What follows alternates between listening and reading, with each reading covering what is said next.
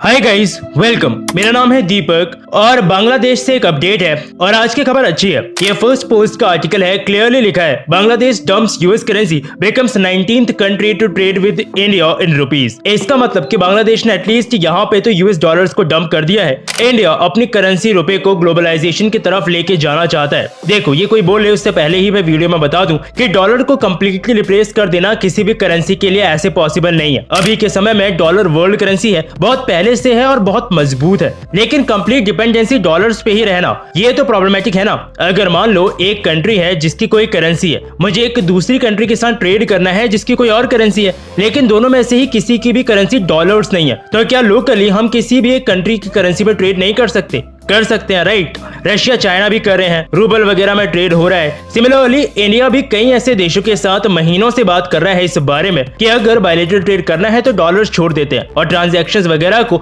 अपनी local currency में ही clear कर लेते हैं। और ऐसे कई देशों ने इंडिया को इस चीज में ज्वाइन किया है। फाइनली बांग्लादेश 19th कंट्री बन रहा है। सोनाली बैंक और ईस्टर्न बैंक लिमिटेड, ये तो ऐसे बैंक्स हैं जो कि वॉस्ट्रो अकाउंट खोलेंगे दो इंडियन बैंक्स के अंदर, एसबीआई और आईसीआईसीआई बैंक के अंदर। वॉस्ट्रो अकाउंट क्या होता है एक्चुअली? इसका मतलब समझो आप, योर मनी विद अस, यानी इसमें जो ये दो बैंक्स होंगे ये हमारे इंडियन बैंक्स में अपना अकाउंट रखेंगे और उसमें पैसा हमारी इंडियन करेंसी में ही होगा। ठीक ऐसे ही फिर हमारे इंडिया के दोनों बैंक्स बांग्लादेश के उन बैंक्स के अंदर भी वॉस्ट्रो अकाउंट खोलेंगे, जिसके बाद फिर रुपीज और टाका में फाइनली ट्रेड शुरू हो पाएगा। इंडियन रुपीज में या बांग्लादेशी टाका में अगर ट्रेड होता है तो दोनों ही कंट्रीज के लिए बेनिफिशियल है। ये डॉलर्स को लात मारने वाला कार्यक्रम एक्चुअली शुरू हुआ है लास्ट ईयर से, जब रशिया यूक्रेन वॉर हुआ था और रशिया पे बहुत सारे सैंक्शंस लगा दिए गए थे। तब दुनिया को होश आई कि हम कैसे डॉलर्स में फंसे हुए हैं, पूरी डिपेंडेंसी उस पे ही है और कैसे अमेरिका के पास हमारा पूरा कंट्रोल है। और कल के दिन हमारी कंट्री के साथ कुछ होता है तो एक सैंक्शन हमें काफी हद तक नुकसान पहुंचा सकता है,